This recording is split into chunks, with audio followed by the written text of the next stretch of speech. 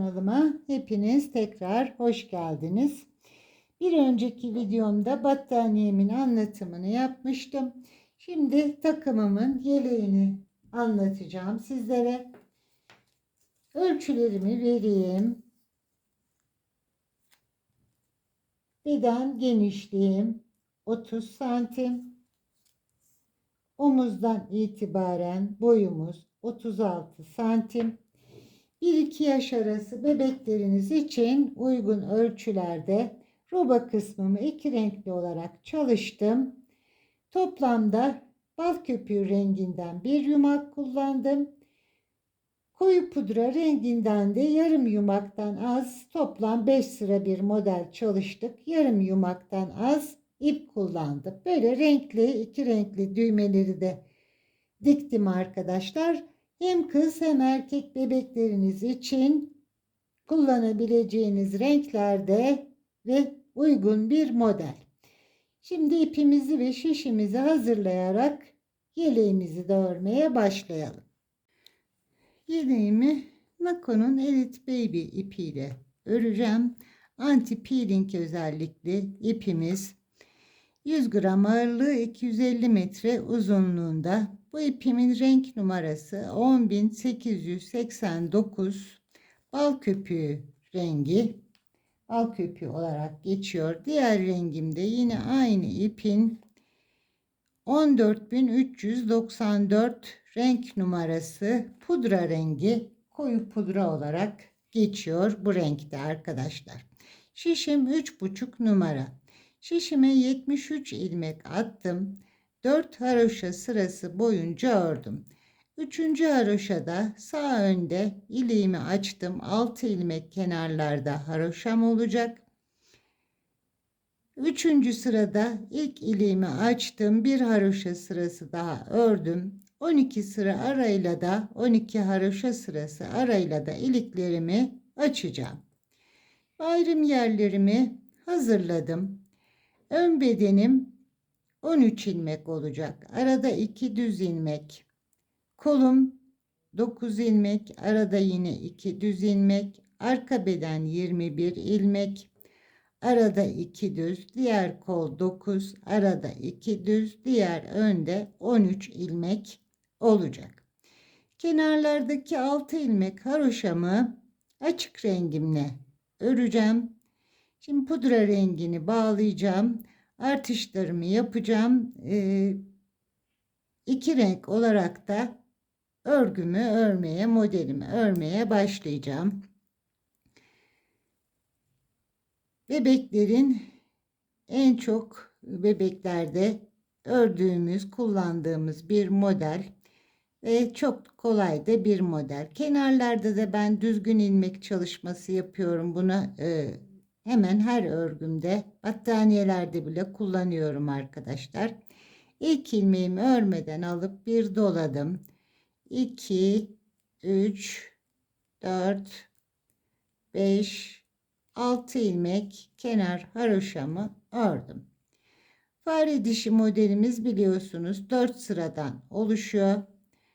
2 sıra önde düz, 1 sıra arkada ters örüyoruz. 3 sıra düz örgüden sonra arka yüzümüzde fare dişini çalışıyoruz. İkinci ipimi pudra rengimi bağladım. Biraz daha çekmem gerekecek. Şu ipimi de tutayım. Evet. Şimdi 7 ilmeğimi düz olarak örüyorum.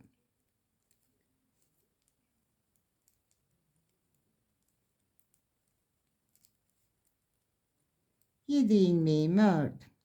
Bir gizli arttırma yapıyorum. Gizli arttırma olarak yapacağım artışlarımı.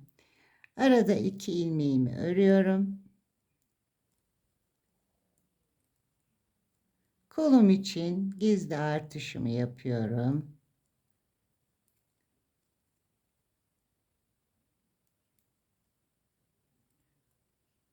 Katım açtım. Hemen evet düz aldım. Kol ilmeklerim 9 ilmeğimi düz örüyorum.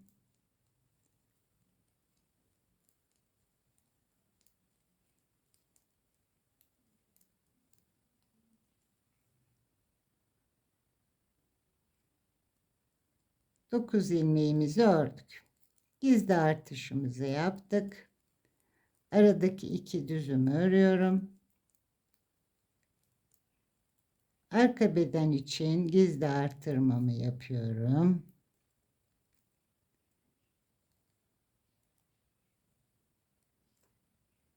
Arka beden 21 ilmeğimi örüyorum.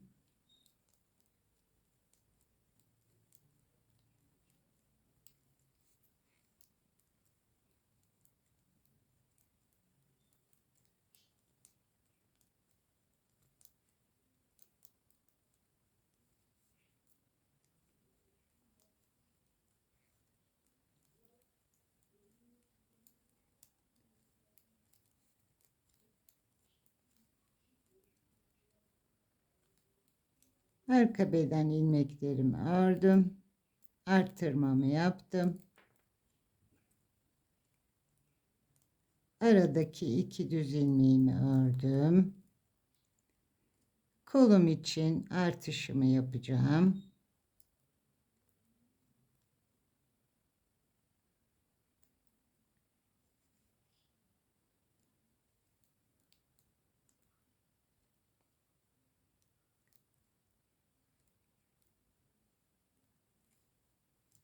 Kol ilmeklerimi 9 ilmeğimi örüyorum.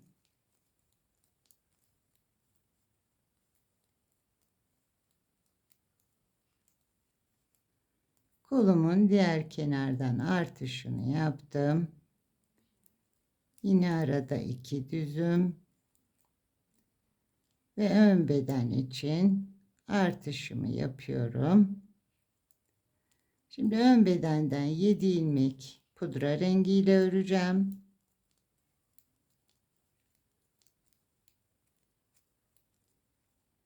2, 4, 6 ilmeğim kaldı. Buraya kenar haroşalarım açık renk olacağı için buraya yine ipimi bağlıyorum.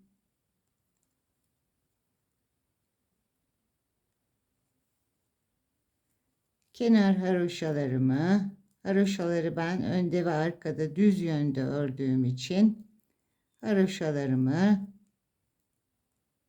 ördüm. Son ilmeğimi de doladığım ilmekle, başlangıçta doladığım ilmekle birlikte aldım. Arka yüzde bütün ilmeklerim haroşaların dışında ters olarak öreceğim. Kenar haroşalarımı 6 ilmeğimi ördüm.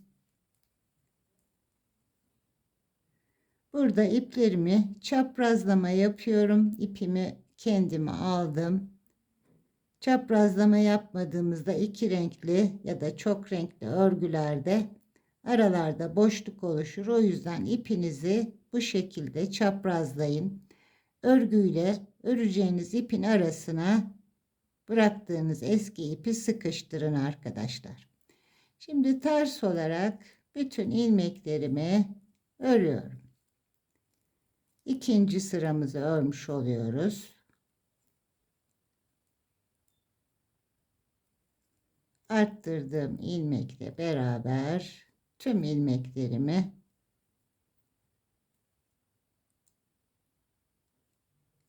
birkaç sıra örelim. Ayrım yerleri belirginleştiğinde işaretleyicilerimizi de çıkartalım.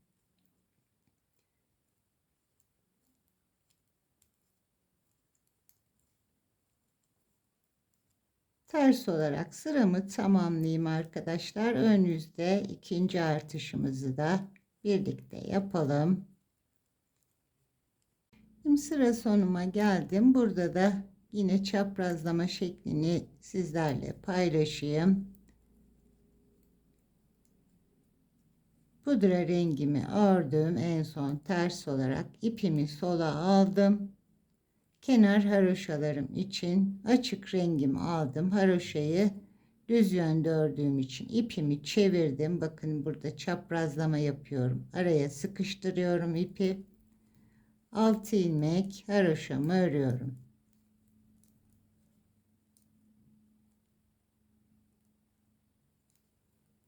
Son ilmeğim yine bakın dolama yaptığım ilmekle ikisini soldan sağa girip birlikte alıyorum.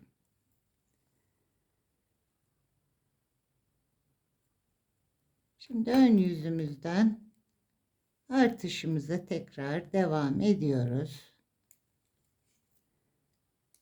Üçüncü sıramızı örüyoruz. Arka yüzde fare dişini modelini uygulamaya başlayacağız. 6 ilmek haroşamı ördüm. İpimi sola aldım. Alttan diğer pudra rengini aldım.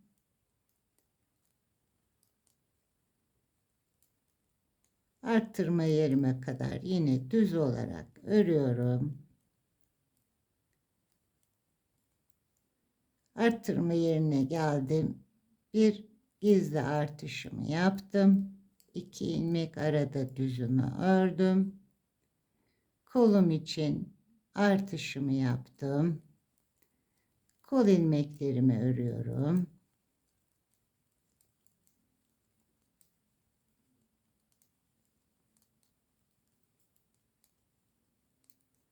Kolumu tamamladım. Diğer kenardaki artışını yaptım.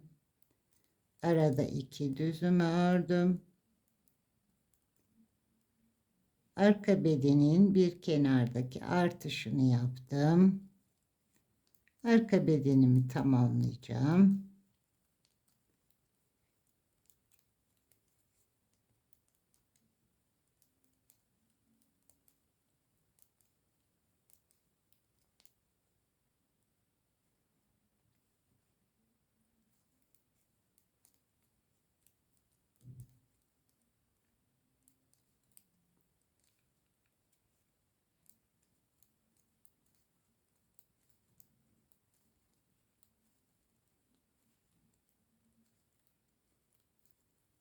Arka bedenimi tamamladım. İşaretleyicimizi bu tarafta bırakalım. Artışımızı yaptık. 2 ilmek arada düzümü ördüm. Diğer kolun artışı, gizli arttırmam. Kol ilmeklerim.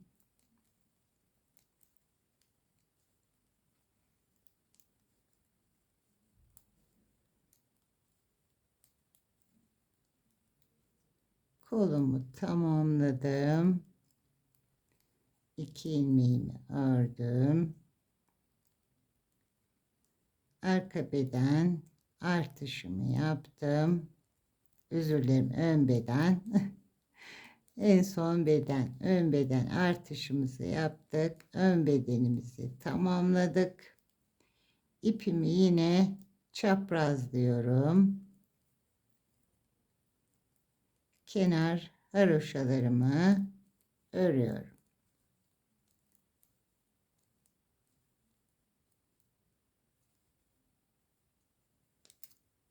Şu iplerimi düzelteyim arkadaşlar.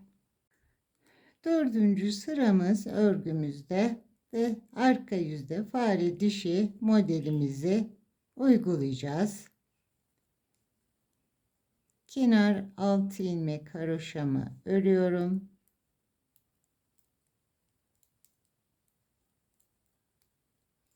İpimi kendime aldım. Sola doğru çaprazlamamı yaptım.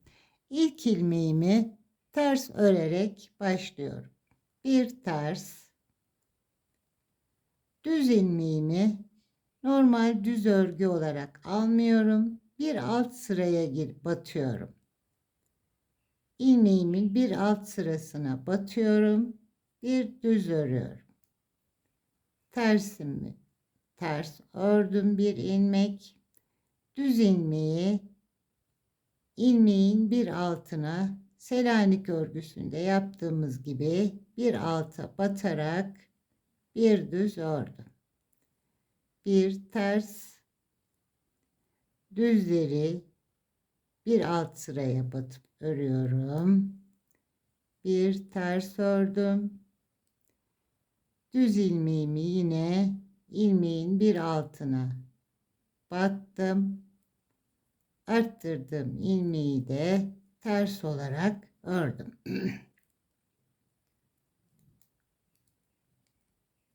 İşaretleyicim özür dilerim sesim için.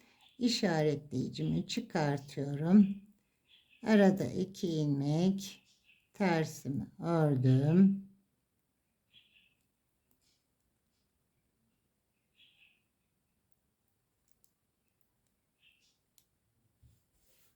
Kol ilmeklerime geldim. Arttırdığım ilmeğimi kolumda arttırdığım ilmeği ters örüyorum. Sıradaki düzü bir alta giriyorum. İlmeğin bir altına battım. Bir düz ördüm. Bir ters. İpi çevirdim. Düz ilmeği bir alta battım. Bir ilmek ters ördüm. Düz ilmeğimi ilmeğin bir alt sırasına batarak ördüm. Bir ters. Düzleri bir alta batıyorum. Bir ters örüyorum. Bir alt sıraya batıp bir düz, bir ters.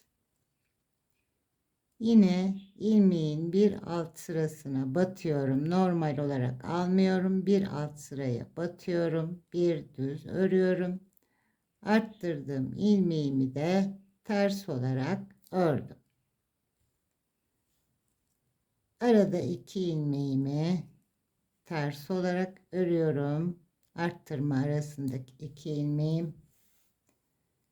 Arka bedenim yine arttırdığım ilmeğimi ters olarak ördüm. Düz ilmeği bir alta battım. Bir düz, bir ters. Düzü bir alta batarak ördüm. Bir ters,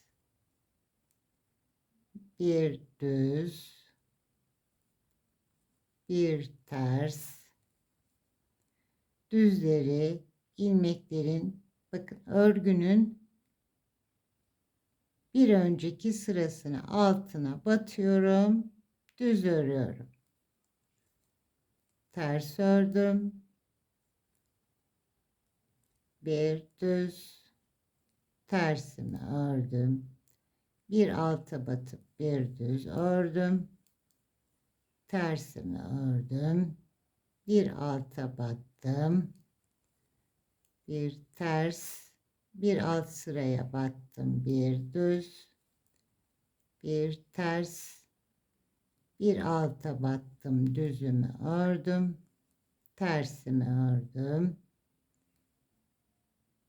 Bir düz, tersi ördüm. Sıranın bir alt ilmeğin bir alt sırasına battım. Bir düz ördüm. Bir ters ördüm. Yine bir alt sıraya batıp bir düz ördüm. Arttırdım ilmeği de ters olarak ördüm. Arttırma arasındaki 2 ilmeğimi ters ördüm. Koluma geldim. Yine artış yaptım ilmeğimi ters olarak örüyorum. Bir alt boşluğa batıyorum. Bir düz. Bir ters. Bir alt boşluğa battım. Bir düz. Bir ters. Bir düz. Bir ters. Bir alt sıraya battım. Bir düz ördüm. Bir ters. Tersimi ördüm. Bir alt boşluğa battım. Düzümü ördüm. Arttırdım ilmeğimi ters olarak ördüm. Arada 2 ilmeğimi ters olarak ördüm.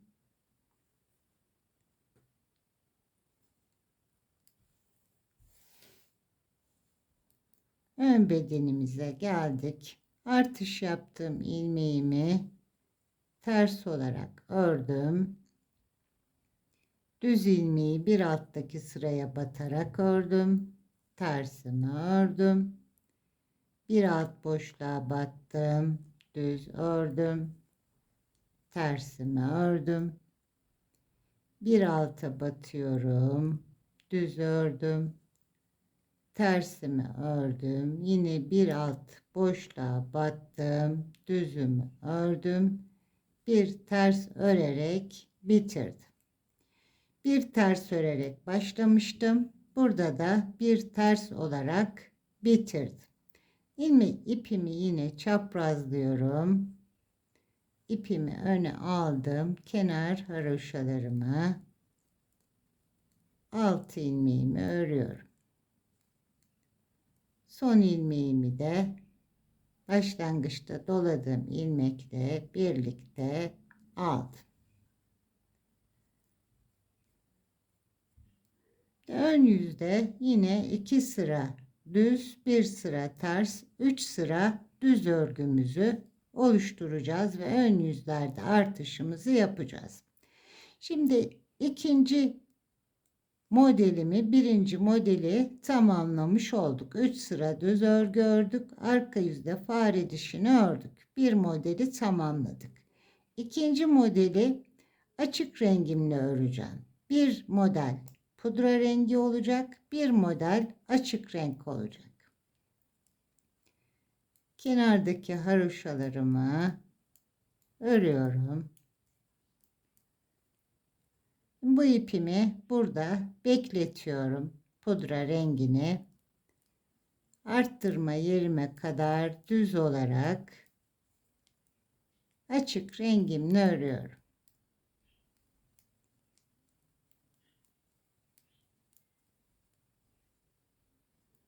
Arttırma yerime geldim.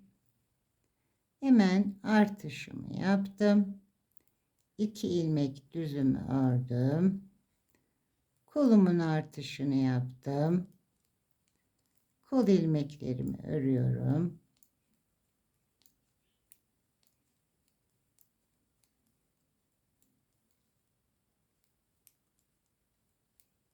İşaretleyicimizi çıkarttık. Yerini kaçırmayalım.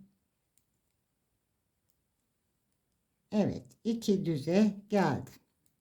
Hemen gizli artırmamı yaptım. Arada 2 düzümü ördüm.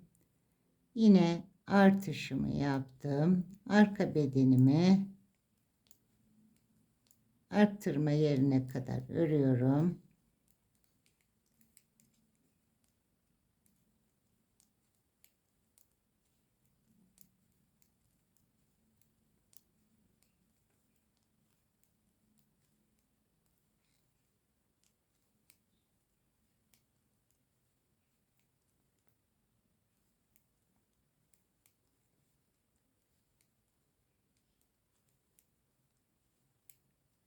İlmeklerimi saymadığım için kaçırmadan, evet, 2 düze geldim. Arttırma yerime gizli artışımı yaptım.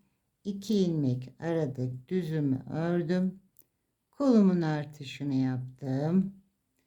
Kol ilmeklerimi örüyorum.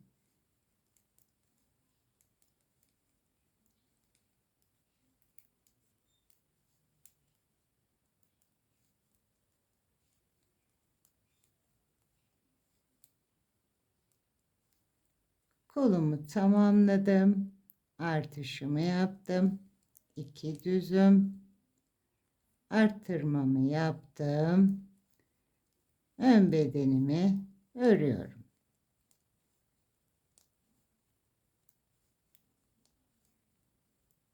Şimdi bu kenardaki ipimi devam ettireceğim. O yüzden yine çaprazlamamı yapıyorum. 6 ilmeğimi örüyorum haroşa olarak. 5'ini ördüm. 6.'sını da soldan sağa girip 2 ilmeği birlikte alarak ördüm. Bakın bunun amacı da şöyle güzel bir kenarda düz ilmek ilerleyen bir görüntü elde ediyorum. Bunun için yapıyorum ve bütün örgülerimde yapıyorum arkadaşlar. takip eden arkadaşlarım biliyorlar, artık alıştılar. İlk ilmeğimi boş aldım. Bir dolayarak kalan ilmeklerimi haroşa ördüm. İpimi kendime aldım. Yine ana rengimle diğer rengimle ters olarak örüyorum arkadaşlar. Artırmamız anlaşıldı sanıyorum. Nasıl artış yaptığımız yerleri de belli. Bu sıramı ters öreceğim. Arttırdığım ilmeği de ters olarak aldım. Bu sıramı ters öreceğim. Önde arttırma yaparak yine bir sıra daha düz öreceğim. Arka yüzde modelimi tekrar kuracağım. Şimdi 2 sırayı tamamlayıp geleyim. Sizi de fazla meşgul etmeyeyim. Arkada modelimizi bir kez daha birlikte kuralım arkadaşlar.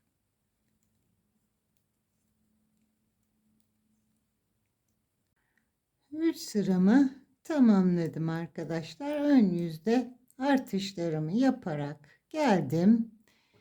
4. sıramız arka yüzümüzde. Yine modelimizi, fare dişimizi birlikte yapalım. Kenar altı ilmeğimi örüyorum.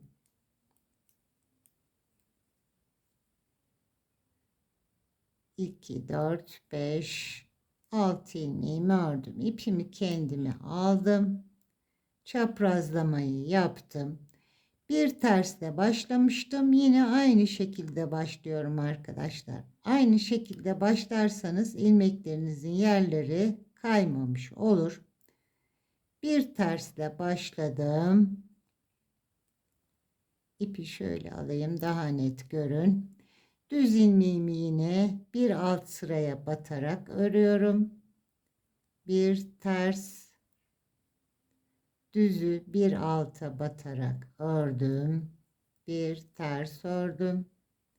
Zaten ilmeklerimizde bir alttaki modeli yaparken düz ilmek olarak burada gözüküyor. Aynı yerlere denk geliyor. Bakın bir alt sıraya batıp bir düz ördüm. Kaymamış oluyor sıraları. Bir ters ördüm. Düzü bir alt sıraya battım. Bir ters, düz ilmeğimi yine bir alt sıraya battım. Arttırdım ilmeğimi ters olarak ördüm. Arada 2 tersimi ördüm. Şimdi koluma geldim. Arttırdığım ilmeklerimi sürekli ters olarak öreceğim. Bir tersimi ördüm. Düzü bir alt sıraya battım. Bir ters ördüm. Düz ilmeğimi bir alta battım. Bakın burada da yerleri kaymadan ilerliyor. Bir tersimi ördüm. Ön yüzden de bakalım. Bakın aynı yerlerde düz ilmekler düz olarak devam ediyor. Ters olan fare dişi uyguladığımız önde ters olan ilmek bakın yine aynı ilmek düz ilmek düz olarak devam ediyor. Yerlerini kaydırmadan ilerlemiş oluyoruz. Bir alt sıraya batıyorum, bir düz örüyorum, bir ters, bir alta battım, tersimi ördüm, bir alt sıraya battım, tersimi ördüm, bir alt sıraya battım, tersimi ördüm, bir alta battık, bir ters ördük, bir alt sıraya battık, arttırdığımız ilmek yine ters olarak ördüm. Arada 2 ilmeğimi ters ördüm. Arka beden arttırdığım ilmeğimi ters ördüm. Bakın yine yeri kaymamış olacak. Arttırdığım ilmeğimi ters ördüm. Sıradaki ilmeği bir alt sırasına batıp düz ördüm. Bir ters. Bakın düz ilmek bir altta, yine bir alt sıraya batıp düz ilmeğimi ördüm. Tersimi ördüm.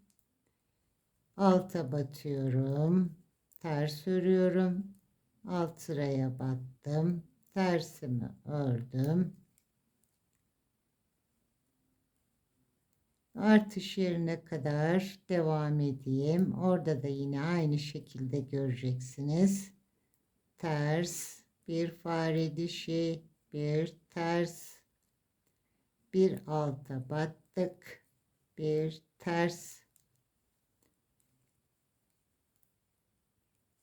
bir ters, bir alta battım, tersimi ördüm, bir alta battım,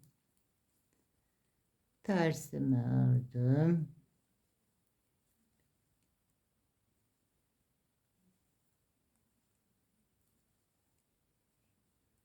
bir alta battım, en son arttırdım ilmeğim ters olarak ördüm. Aradaki iki ilmeği ters ördüm. Kolum için arttırdığım ilmeği ters örerek başladım. Bir alt sıraya battım, düz ördüm, tersimi ördüm. Bir alt sıraya battım, düz, ters.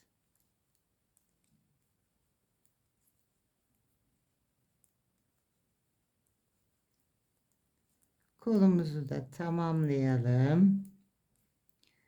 Arttırma yerinde yine görelim.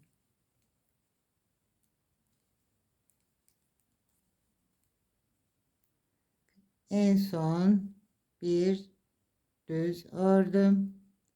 Arttırdım ilmeğim. Ters ördüm. Aradaki iki ilmeği ters ördüm. Ön bedenime arttırdığım ilmeği ters olarak örerek başladım. Bir alta battım, düz, ters, bir alta battım, tersimi ördüm, bir alt sıraya battım, tersimi ördüm, bir alta battım, düz ördüm, tersimi ördüm, bir alt sıraya battım, düzümü ördüm, en son bir ters örerek yine bitirdim. Ters örerek başladım, ters örerek de sıramı bitirdim. 6 ilmek haroşamın 5 ilmeğini örüyorum. Son ilmeği doladığım ilmekle birlikte alıyorum. Şimdi ön yüzümde yine pudra rengiyle öreceğim. Bir modeli daha örmüş oldum. Bu arada şunu da hatırlatayım arkadaşlar. Bu açık rengi örerken ön yüzde ikinci sıra düzünü örerken tekrar çaprazlama yapın arkadaşlar. İpiniz altta kalmasın. Arada uzun bir ilmek boşluğu oluşturmasın. Hem arka yüzde görüntüsü güzel olur, hem de ipiniz altta kalmamış olur. Onu az önce belirtmedim sanıyorum. Şimdi 6 ilmek haroşamı ördüm. İpimi çaprazladım. Bir önceki ön yüzde de düz örgü örerken yine çaprazlama işlemi yaptım arkadaşlar. Onu anlatmak istedim az önce. Şimdi pudra rengiyle örüyorum. Yine 3 sıra örüp arka yüzde fare dişimi öreceğim arkadaşlar. Artırma yerime geleyim. Artışımı yaptım. 2 düzümü ördüm. Artışımı yaptım. Kolumu örüyorum. Modeli size göstereyim.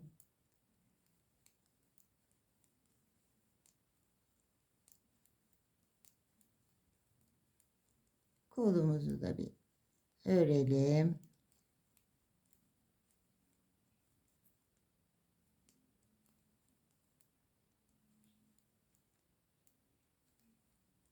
Evet, 2 düz ilmeğe geldim. Kolumu ördüm. Pardon, artışımı yaptım. 2 düz örüp arka beden artışımı da yaptım. Şimdi diğer artış yerine kadar arkayı öreceğim.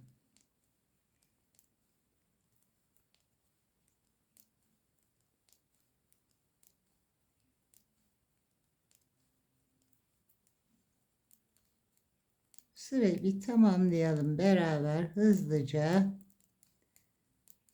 Size modelin görüntüsünü göstereyim arkadaşlar.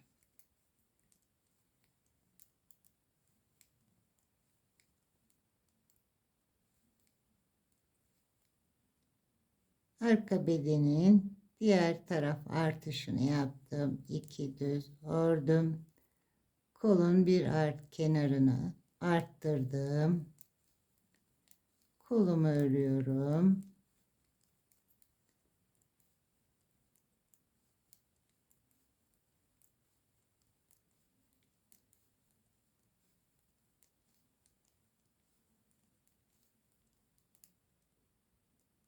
Kolumu tamamladım. 2 düz ilmeğe geldim. Arttırma yaptım. 2 düz arttırmamı yaptım. Ön bedenimi örüyorum. Birinci sıramızı örmüş olduk.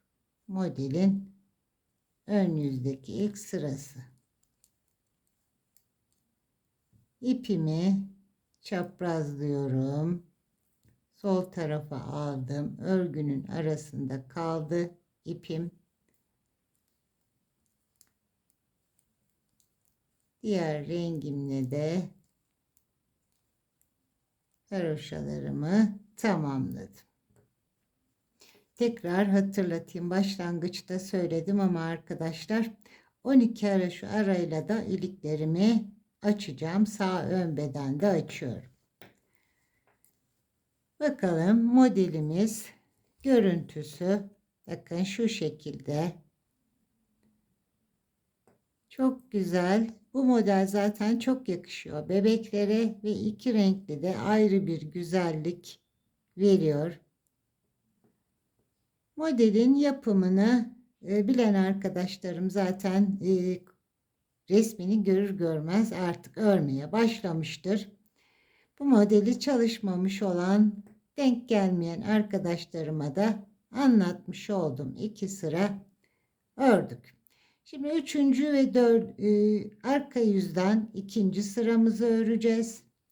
Ön yüzden tekrar artış yaparak 3. sırayı öreceğiz ve arkada bir ters örerek başlayacağız. Bakın yerleri kaymıyor gördüğünüz gibi. Bir ters olarak arka yüzden başlayacağız ve arttırdığımız ilmekleri ters olarak arka yüzde öreceğiz. Bu şekilde ördüğümüz sürece modelin sıraları kaymamış olacak. Terslerin ve düzlerin yerleri kaymamış olacak arkadaşlar. Şimdi ben artık yeleğimin boyunca, robamın boyunca öreyim. Kaç model kurduğumu, kaç arttırma yaptığımı sizlerle paylaşayım. Ve kollarımızı ayırıp bedenimizi örmeye devam etmiş olalım. Şimdi roba artışlarımıza ve modellerimizi kurmaya devam edelim artık. Roba artışlarımı tamamladım. 19 arttırma yaptım arkadaşlar. pudra renginden 2, 4, 5 kez fare dişi modelimi kurdum. 4 kez de bal köpüğü renginden, açık rengimden modelimi kurdum. Toplam 9 model kurmuş oldum. 19. artışımı açık rengimle ön yüzden yaptım. Şimdi koyu rengimi burada ipimi kopardım, artık kestim. Diğer kenarda kullandığım kenar bandını da kestim. Şimdi sadece açık rengimle örgüme devam edeceğim. Ve arka yüzde koluma haroşa örmeye başlayacağım. Haroşayı düz yönde örüyorum, görüyorsunuz. O yüzden arka yüzden kurmaya başlayacağım. Düz sıra uzun bir görüntü oluşturmasın diye. Ve ön bedenimde benim şu anda 32 ilmeğim var. Aradaki iki düzden birini ön bedene alacağım, birini kola alacağım. Yine diğer arka bedenle kol arasındaki iki düzden birini kola alacağım. Kolumda 47 ilmeğim var. Birer ilmek de aralardan alacağım. 49 ilmeği kolumda haroşa olarak örmüş olacağım.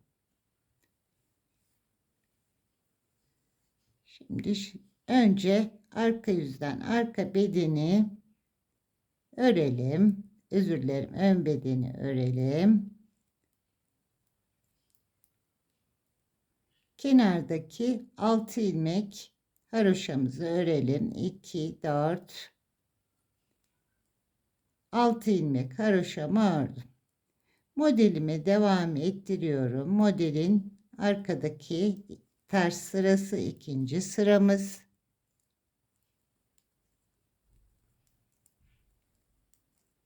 Ters olarak ön bedeni örüyorum.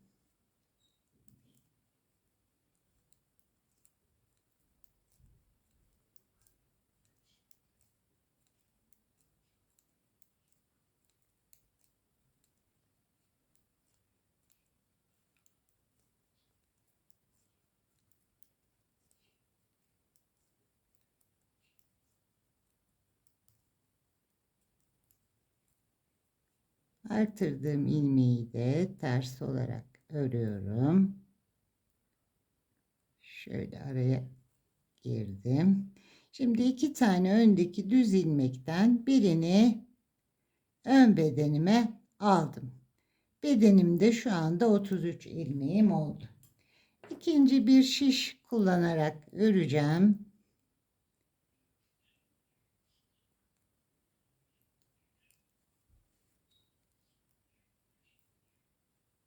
Düz örgü yani haroşayı örmeye başlıyorum. Arttırdığım ilmeğimi de haroşa olarak aldım. 19. artışımı yaptım. Artışlarımı tamamladım.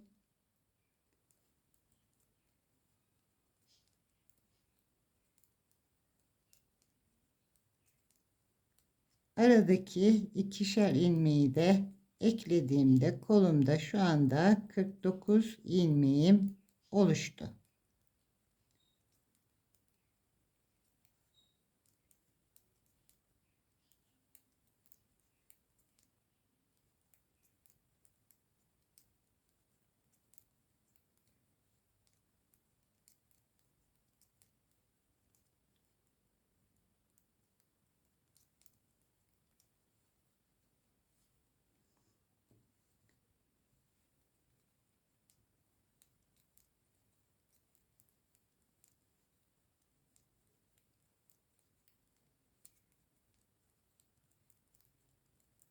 Diğer arka bedenle aradaki iki düzden birini de yine koluma alacağım.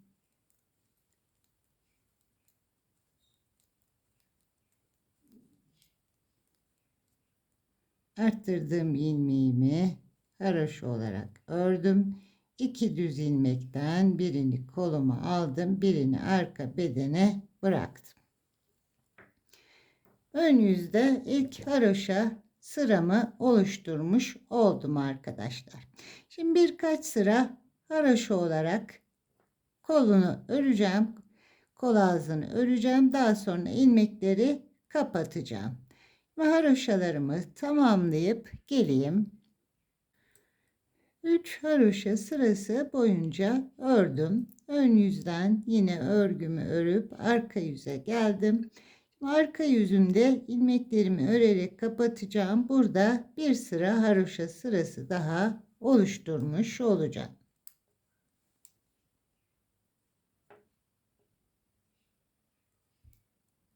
İlk ilmeğimi örmeden aldım. Sıradaki ilmeğimi ördüm. Şişimdeki ilmeği üzerinden atlattım. Bir ilmek örüyorum. Şişimdekini üzerinden atlatıyorum. Örerek kesme işlemi yapıyorum. Bir ördüm, şişimdekini atlattım.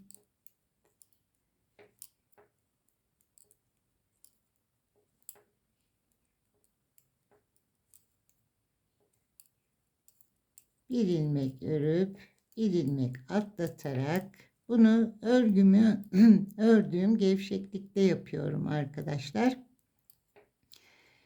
Kesme işleminde ilmeklerim büzme yapmasın diye.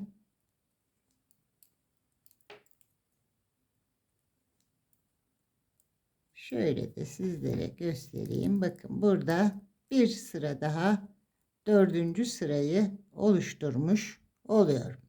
Şimdi ilmeklerimin hepsini kapatayım. İlmeklerimi kapattım. Buradaki kenar 3-4 sıralık dikiş içinde biraz uzunca ip bıraktım. Arka bedenime ipimi bağladım. Arka bedenimde de şu anda 59 ilmeğim var. Artışlarla beraber birer ilmek artış aralarından aldığım 61 ilmeğim arka bedenim içinde var. Şimdi arka bedenimi de ters olarak öreceğim. Arttırdığım ilmeği de yine bunu biraz sıkıca almışım. Şöyle, evet.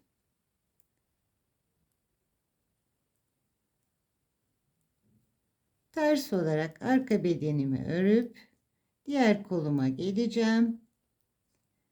Kolumda yine artış arasından aldığım birer ilmekle haroşa örmeye başlayacağım. Aynı şekilde kol ilmeklerimi de kapatıp diğer ön bedenimi de öreceğim ve ön yüze geleceğim arkadaşlar.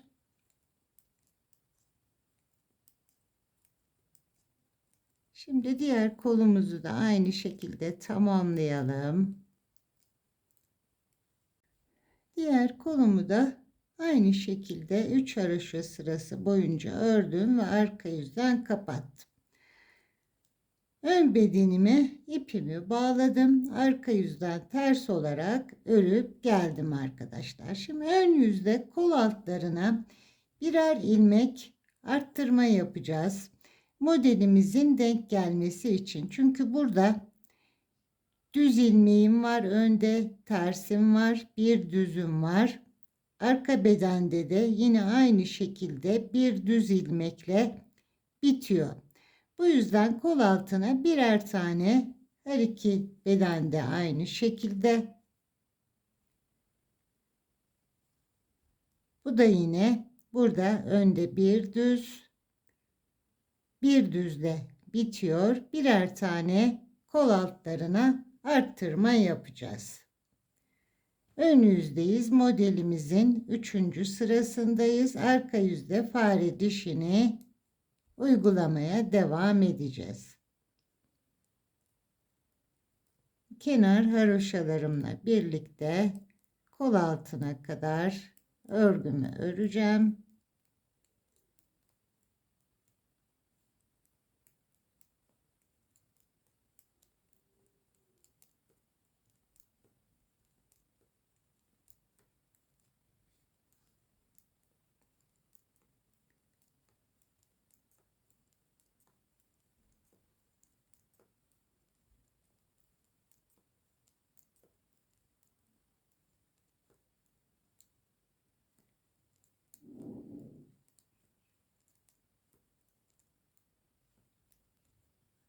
ön bedenimi tamamladım. Şimdi burada bir tane artış yapacağım. Arka bedenimden ilmeğimin arasından bir tane ilmek çıkartıyorum arkadaşlar. İlmeğimin bir alt sırasına girdim. Bir tane ilmek fazla ördüm. Aynı ilmeğimi tekrar ördüm. Bir tane kol altında artış yaptım. Şimdi arka bedenimi hızlıca öreyim. Diğer kol altını da birlikte artıralım.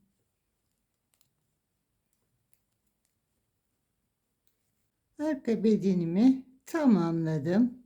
Ön bedene başlarken ilk ilmeğimin bir altına giriyorum. Şu ilmeğe giriyorum.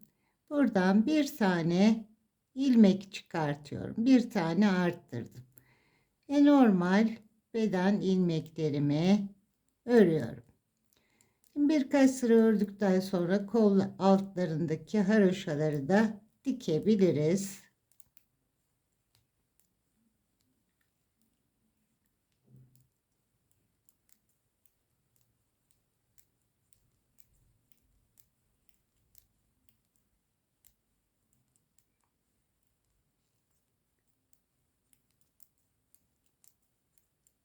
Ön bedenimizi hızlıca tamamladık. Bu arada 2, 4, 6, 8 sıra olmuş. 12 sırada bir de iliklerimi açmaya devam edeceğim. Arka yüzümde şimdi modelimi tekrar kurup ilerleyeceğim. Kenar haroşalarım,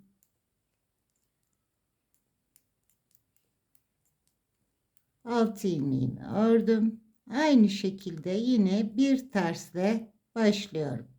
Bir ters ördüm. Bir alt sıraya batarak düzümü ördüm. Bir ters, bir alt sıraya batıyorum. Tersimi örüyorum. İlmeğin bir alt sırasına batıp düz, bir ters, bir düz, ters, bir alta battım, tersimi ördüm. Modelimi aynı şekilde devam ettiriyorum.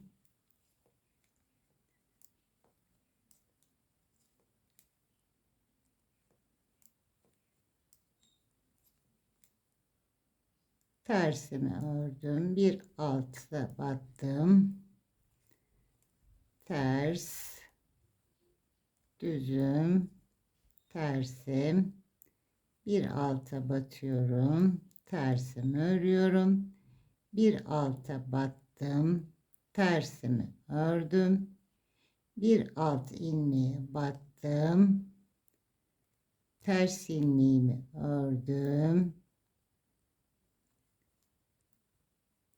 bir alta battım, tersimi ördüm, bir alt sıraya battım, tersimi ördüm. Bakın sıram, model sıram bozulmadı. Bir ters, bir alta batıyorum. Şöyle de sizlere göstereyim. Bu bağladığım ipi de örgümün arasında gizleyeceğim. Bakın modelimize ters düzlerimiz devam ediyor. Tersler önde devam ediyor.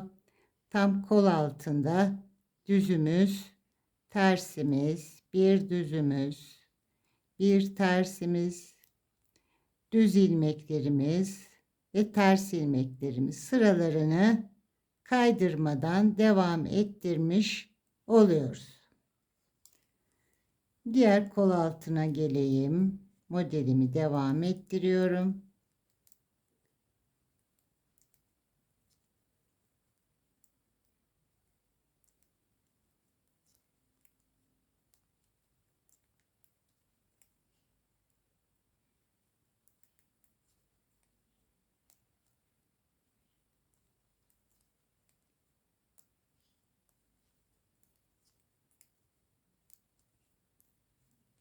Böyle dişlerimi örmeye devam ediyorum. Hızlıca örüyorum arkadaşlar. Artık modeli biliyoruz.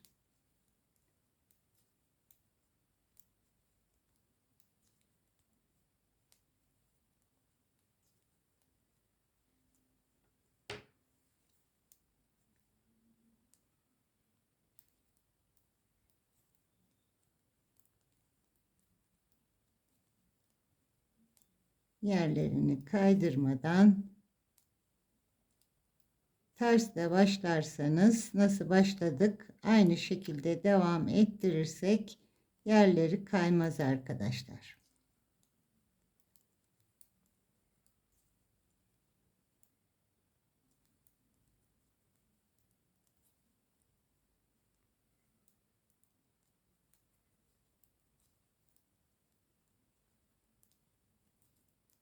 Şimdi kol altımızda birlikte yapalım.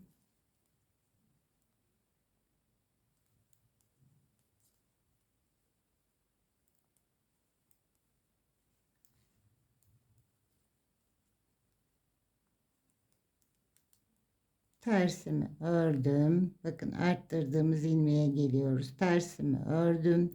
Bir alta battım. Düzümü ördüm. Ters ilmeği ördüm. Bir alta battım. Düzümü ördüm. Arttırdığım ilmeğim ters olarak ördüm. Bir alta battım. Düzümü ördüm. Ters ilmeğim. Bakın aynı yerde devam ediyor. Düzümü ördüm bir alta batarak. Tersimi, düzümü, yerleri kaymadan model ilerlemiş oldu.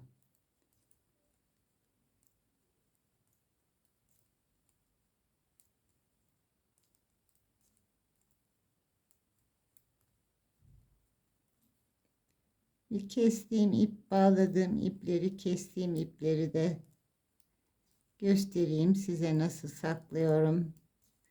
Örgü seven, örgüyü öğren birçok arkadaşım biliyorlar ama örgüde çok fazla deneyimi olmayan arkadaşlarım varsa onlara yardımcı olmak için bir tersle de bitirdim. 1, 2, 3, 4, 5 ve doladığım ilmekle son ilmek 6 ilmek haroşamı da ördüm. Şu bağladığım ipleri, kestiğim ipleri burada ilmekleri ipleri çaprazladığımız için bakın güzel düzgün bir görüntüde burada elde ettik. Bu ilmeklerin arasına tığımın yardımıyla giriyorum. Bunu arzu ederseniz iğne takarak da ilmeklerin arasından yürütebilirsiniz. Böyle dişlerin arasından ön yüze çıkmayacak şekilde yürütüyorum. Aynı ilmekten tekrar alıp kilitleyelim buraya.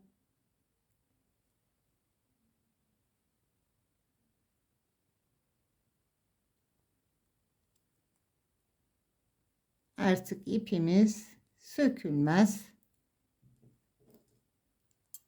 Fazla kısmını da şöyle alıyorum.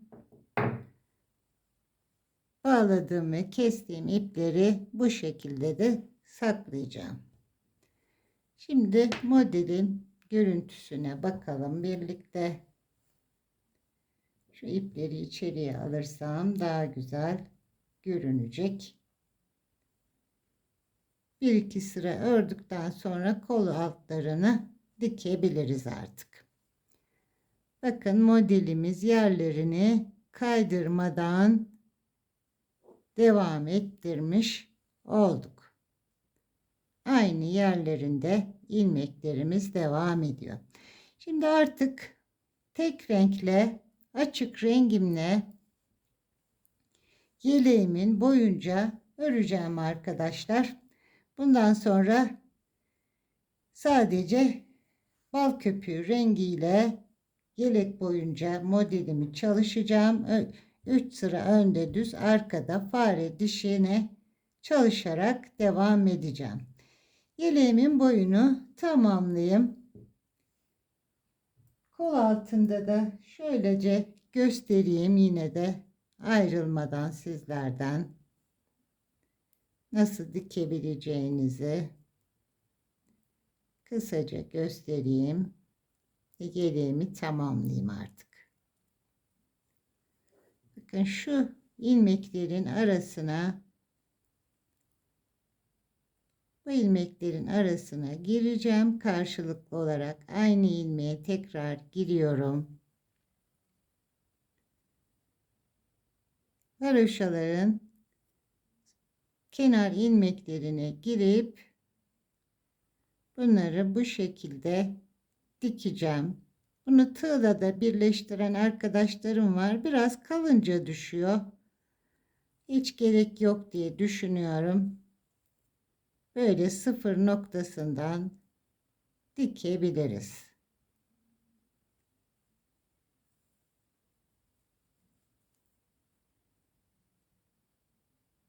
Hemen haroşa ilmeklerim zaten 3 sıra, bakın böyle sıfır noktasından diktik. Şimdi bu düz ilmeklerin de içlerinden girip bu alttaki boşluğu kapatacağım. Düz ilmeklerimin içine girdim. Tekrar şu haroşa ilmeğimin başlangıcına girdim. Ve alttaki kol altındaki boşluğunu kapattım. Tekrar öne alıyorum. Haroşa dişinin arasından ilk sıradan tekrar içeriye aldım. Bakın düzgün bir şekilde kapatmış oldum. Arka yüzümde de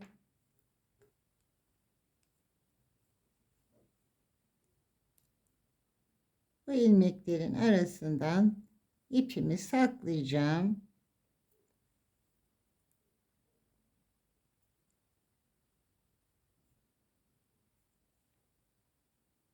Bu şekilde sakladım. Fazla ipimi de kestim.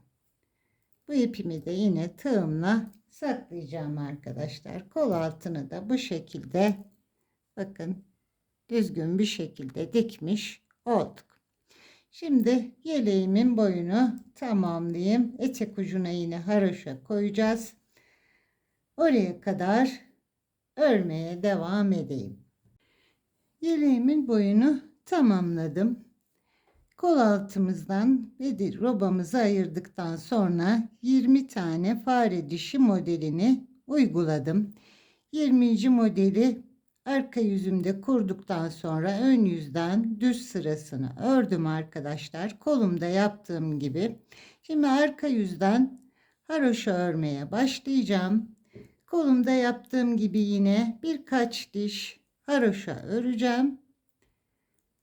Ve yine örerek ilmeklerimi kapatacağım. Arka yüzümden haroşa sırama başlıyorum.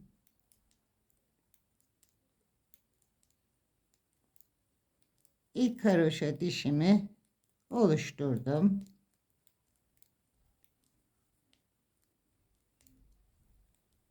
Birinci haroşa sıramı oluşturdum. Kolumda da bahsetmiştim sanıyorum. Haroşayı ters yönde ören arkadaşlar ön yüzde, ben ön yüzde düz örerek geldim.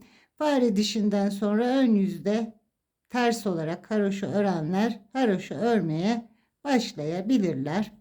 Şimdi birkaç sıra örüp ilmeklerimi yine örerek kapatacağım. Artık yeleğimin son haliyle geleceğim. Güzel, çok bebekler için kullanışlı modelle bir yelek hazırlamış olduk arkadaşlar. Şimdi tamamlayayım yeleğimi ve geleyim. Yeleğimi tamamladım. Haroşalarımı 3 haroşa sırası boyunca ördüm. Ve kolumda yaptığım gibi örgümün ters yüzünden örerek ilmeklerimi kapattım. Böyle düğmelerimi de iki renkli olarak diktim arkadaşlar. Renk uyumu sağlaması için. İp olarak açık rengimden, bal köpüğü rengimden bir yumak kadar ip kullandım. Koyu pudra rengimden de yarım yumaktan az ip kullanmış oldum. Zaten hep 5 sıralık bir fare dişi modeli çalışmış olduk. Ölçülerimi vereyim sizlere. Beden genişliğimiz şöyle kol altından ölçersek 30 santim bir beden genişliğimiz var. Omuzdan itibaren, yakadan itibaren boyumuzda 35 santim arkadaşlar. Yaklaşık 1,5-2 yaşa bebeğimizin kilo durumuna göre, boyunun uzamasına göre değişkenlik gösterebilir. 2 yaş için, 1,5-2 yaş için uygun ölçülerde bir yelek örmüş olduk. Bunu ben ilik düğme yeri olarak kız bebek için yaptım. Sağ önde açtım. İliklerimi sol önde açabilirsiniz. Renkler de yine erkek bebeği için de uygun. Çok fazla abartılı bir renk değil. Erkek bebekleriniz için de aynı modeli çalışabilirsiniz. Umarım anlatımımı beğenmişsinizdir arkadaşlar. Örecek olan arkadaşlarıma kolay gelsin. Keyifli örgüler diliyorum. Bir başka videomda buluşmak üzere. Sağlıkla kalın.